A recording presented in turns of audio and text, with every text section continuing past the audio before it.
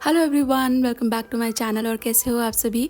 उम्मीद करती हूँ आप सभी बहुत अच्छे होंगे, सेहतमंद होंगे, खुशहाल होंगे, अपना अच्छी तरह से ध्यान रख रहे होंगे और हम सब भी अच्छे से हैं। और आज का जो ये व्लॉग है ना, इसमें 2-3 दिनों के क्लिप शामिल हैं, तो मैं सारा का सारा इकट्ठा करके एक ही साथ आपके साथ शेयर कर रही हूँ।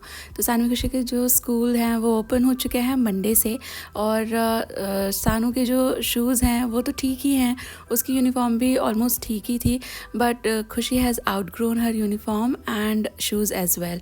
तो उसके लिए शूज़ लेने हम लोग गए थे। ब्लैक वाले मिले, वाइट वाले मिले नहीं। उन्होंने कहा कि वाइट वाला जो स्टॉक है वो ख़त्म हो गया है, 2 दिन बाद अपग्रेड होगा, तब आप आके ले जाना। तो हम लोगों ने सोचा कि ठीक है, अभी ब्लैक मिल रहा है, ब्लैक ले जाते हैं। वैसे भी बच्चे हैं ना, ब्लैक ही तो ज़्यादा पहनते हैं, हफ्ते में सिर्फ 2 बार ही वाइट पहनते हैं। तो शूज़ वगैरह लेकर आकर हम लोग आए थे मम्मी पापा के घर। इतने में हम लोग बात ही कर रहे थे, प्रोग्राम बन गया कि हम लोग कल नहीं जा पाए थे, तो चलो आज जाकर देखते हैं RR। तो हम लोग RRR तो हम लोग गए थे RRR मूवी देखने, सारे के सारे मिलकर। काफ़ी लेट नाइट का ये शो था, और पहली बार ज़िंदगी में इतनी लेट नाइट का शो मैंने देखा है। यूजुअली या तो सुबह वाला जो पहला शो होता है वो देख लेती हूँ मैं, क्योंकि फिर दोपहर से काम में लग जाते हैं ना, तो सुबह में थोड़ा जो टाइम मिलता है ब्रेकफास्ट वगैरह के बाद फ्री होकर, उसमें मैं देख लेती हूँ कभी कभी टाइम निकाल के, या फिर दोपहर का। बट शाम शायद फैमिली के साथ देखी होगी, बट रात का ये मेरा पहला शो था लाइफ में।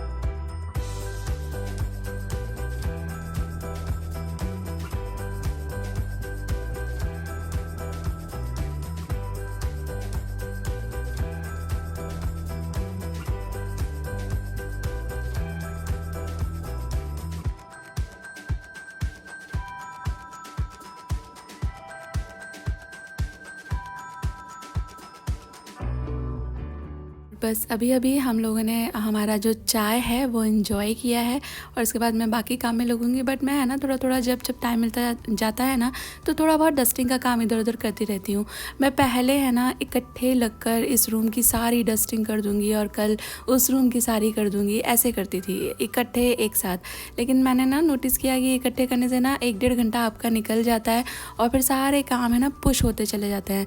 तो मैं जब जहाँ होती हूँ, जैसे मैं अभी किचन में हूँ, मैंने अभी चाय पिया है, एकदम से तो अभी खाना नहीं बनेगा, तो इतने में मैं 2-4 जगह जो है वो अरेंज कर लूँगी।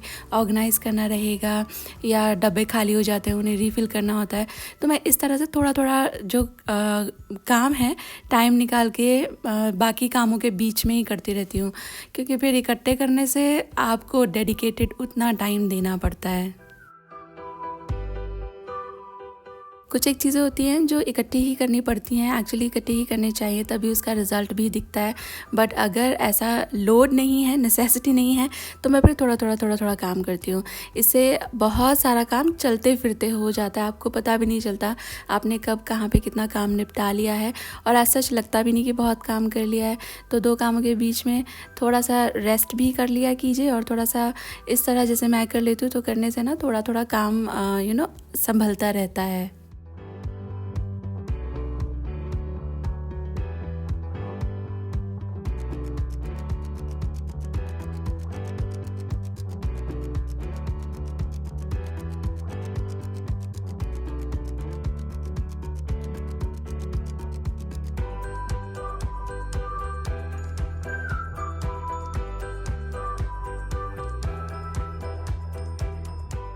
और मेरी जो मसालादानी है ना, उसमें आजकल बच्चे भी एक्सपेरिमेंट बहुत करते हैं, तो थोड़ा सा ना स्पिलेज हो गया था।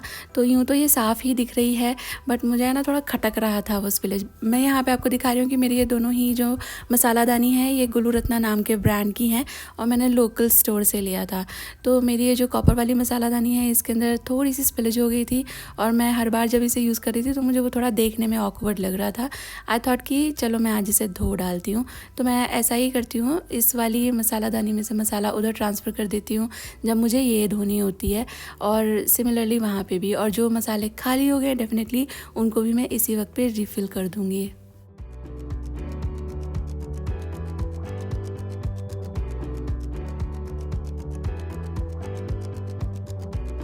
और अभी बच्चे हैं ना, उनको मैंने भेजा है नीचे। वो काफ़ी वक्त से ये कोविड के चक्कर में नीचे नहीं जाते थे खेलने अपने फ्रेंड्स के साथ।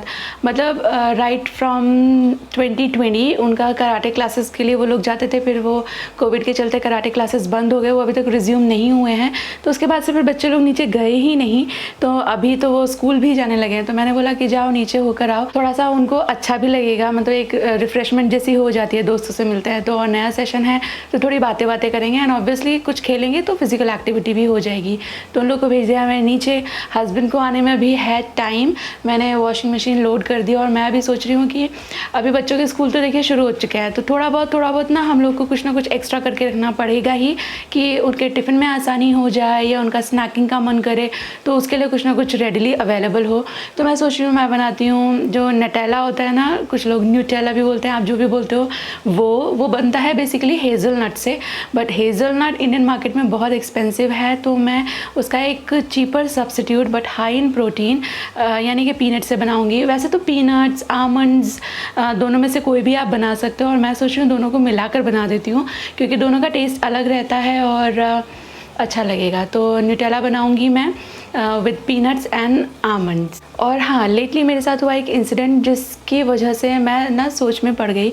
मेरा मन है आप लोगों के साथ वो शेयर करने का। देखिए, आप लोग ये बात तो मानते हैं कि जो गर्ल्स होती हैं ना, मतलब फ़ीमेल्स होती हैं ना, वो बहुत ज़्यादा काम करती हैं, वो मल्टीटास्किंग करती हैं। मेरे कहने का मतलब है साइंटिफिकली प्रूवन भी है।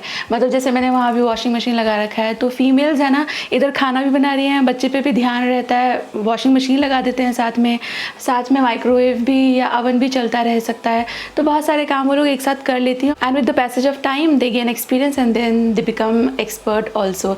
जबकि लड़के लोग हैं ना, वो कितने भी केपेबल हो बट वो मल्टीटास्किंग नहीं कर सकते, जस्ट लाइक फीमेल्स।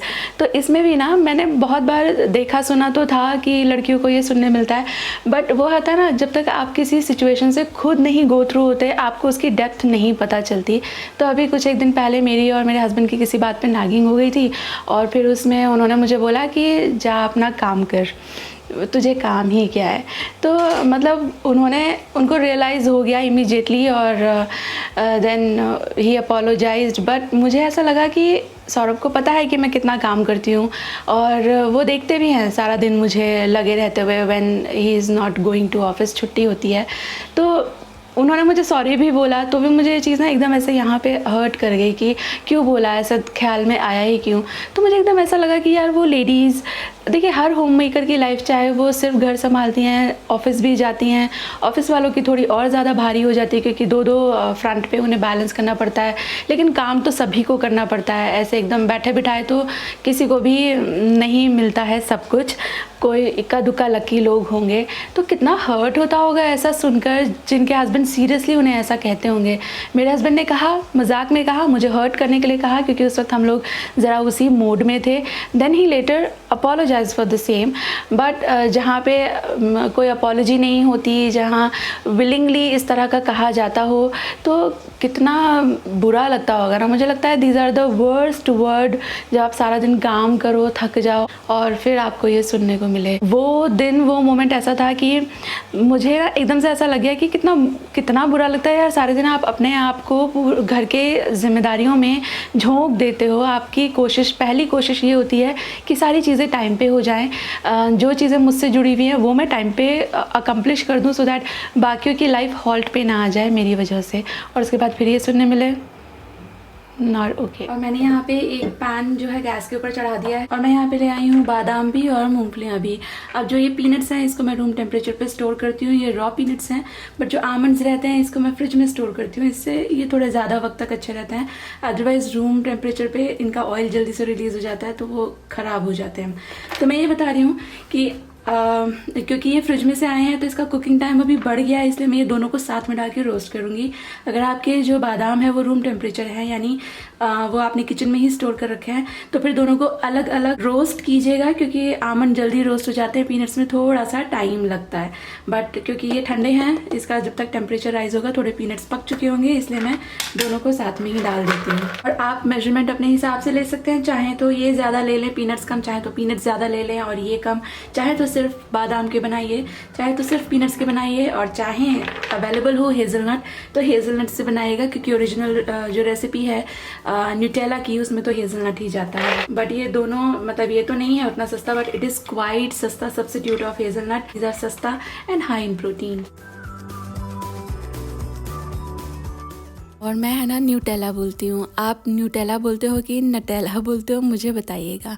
तो न्यूटेला बनाने के लिए जो नट्स आपने लिए उन्हें अच्छा रोस्ट करना होता है, जलाना नहीं बट अच्छा डार्क रोस्ट करना होता है, बिल्कुल अच्छी तरह से क्रिस्पी रोस्ट हो जाए तब तक।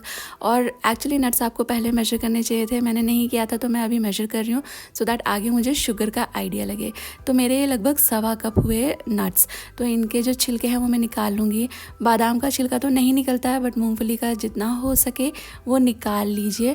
वैसे आई नो इसका बहुत ज़्यादा जो न्यूट्रिएंट होता है वो छिलके में ही रहता है, बट कुछ चीज़ों में आपको छिलके नहीं चाहिए होते हैं, और ये रेसिपी उन्हीं में से एक है। तो जितने भी छिलके हैं स्पेशली तो मूंगफली के वो मैं हटा दूंगी, बादाम के तो हटते ही नहीं हैं जब तक आप उन्हें नहीं भिगोएं। कुछ एक नट्स कुछ ज़्यादा सिक गए हैं तो उन्हें भी हटा दीजिए, बिकॉज़ पीसने के बाद वो कड़वा टेस्ट देते हैं। अब इनको एकदम ठंडा नहीं करना है, आपको वार्म में ही हम पीसना शुरू करेंगे। इसमें चाहिए होगा शुगर पाउडर, तो मैंने यहाँ पे 1/2 कप शुगर को पाउडर कर लिया है, इसे रखेंगे साइड में। और अभी जो हमारे नट्स थे जो लगभग वार्म ही हैं, इन्हें पीसना शुरू करेंगे। इनमें आपको अभी कुछ भी डालने की ज़रूरत नहीं है, ऐसे ही पीसिए तो पहले तो इसका पाउडर जैसा निकल जाएगा, और थोड़ा थोड़ा सा ना चलाते रहिए, क्योंकि ये पीसना थोड़ा सा हैवी रहता है मिक्सी के लिए। तो थोड़ा थोड़ा एक तो पल्स मोड पे आप इसे पीसिएगा, दूसरा थोड़ा रुक रुक कर थोड़ा चला चला कर पीसिएगा, तो आपकी मिक्सी पर लोड नहीं पड़ेगा। तो पहले इसका पाउडर जैसा बन जाएगा और उसके बाद इसमें से इसका जो बटर है अपना नट्स के अंदर वो ऊज आउट होने लगेगा, तो इस तरह पेस्टी ये हो जाएगा। तो जब आपको दिखने लगे ये सारा पेस्टी हो गया, तो इसके अंदर बिल्कुल चुटकी भर डालिए नमक। वैसे तो ये ऑप्शनल है, बट नमक डालने से मीठे का जो टेस्ट है ना वो एलिवेट हो जाता है, सारी चीज़ें बैलेंस हो जाती हैं अच्छी तरह। आपको ये सारा पेस्ट दिखने लगे स्मूथ, तब डालेंगे इसके अंदर कोको पाउडर। तो 2 से 3 चम्मच तक आप कोको पाउडर इसमें डाल सकते हो, डिपेंड्स आपको कितना इसका टेस्ट अच्छा लगेगा। और हमने ली थी 1/2 कप शुगर, ये पीसने के बाद ज़्यादा हो जाती है, बट क्योंकि हमारे नट्स भी ज़्यादा थे तो मैंने ये सारी डाल दी है। 1 कप नट्स के सामने आपको 1/2 कप पाउडर्ड शुगर चाहिए होती है, तो मेरे नट्स थोड़े ज़्यादा थे इसलिए मैंने सारी चीनी डाल दी। और बस इसको पीस लीजिए जब तक इस तरह का एकदम ही पेस्टी स्मूथ ये बटर जैसा ना हो जाए, और आपका होममेड न्यूटेला हो गया है रेडी। इस वक्त तक है ना घर पे मम्मी पापा मोनू भैया आ गए थे, तो मैं सानवी खुशी को ब्रेड पे लगा कर दे रही हूँ टेस्ट करने के लिए, क्योंकि न्यूटेला ज़्यादा करके वही खाते हैं, तो वही मुझे बताएंगे कैसा लगा है। तो उनको मैं ये दे देती हूँ और फिर मम्मी पापा के साथ बैठकर थोड़ी बातें करेंगे।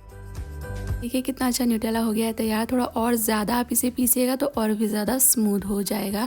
मेरा मिक्सी गर्म होने लगी थी तो मैंने चांस नहीं लिया। तो मैं बता रही थी आपको मम्मी पापा मोनू भैया आए हुए थे, तो कुछ बना लेती हूँ ऐसा मैंने सोचा। और उन लोगों को ज़्यादा भूख नहीं थी, वो लोग बाहर से ही आए थे और हम लोग भी अभी अभी अपना चाय नाश्ता करके बैठे थे। तो आई थॉट कि कुछ ऐसा जो थोड़ा फीलिंग भी हो और अच्छा भी रहे।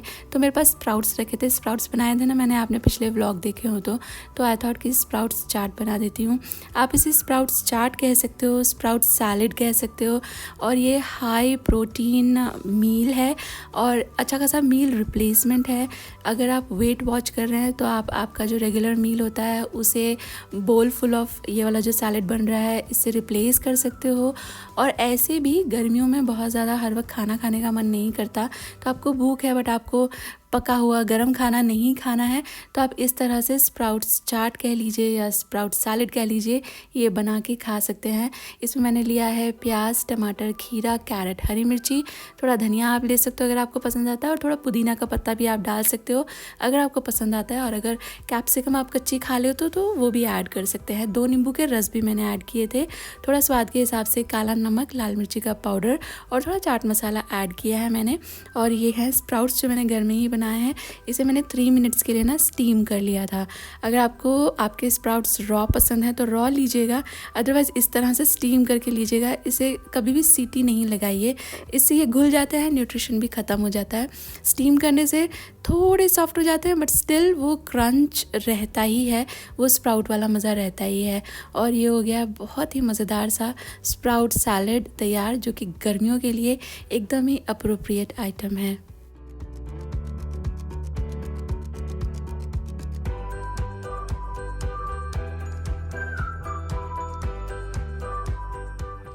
हाँ बहुत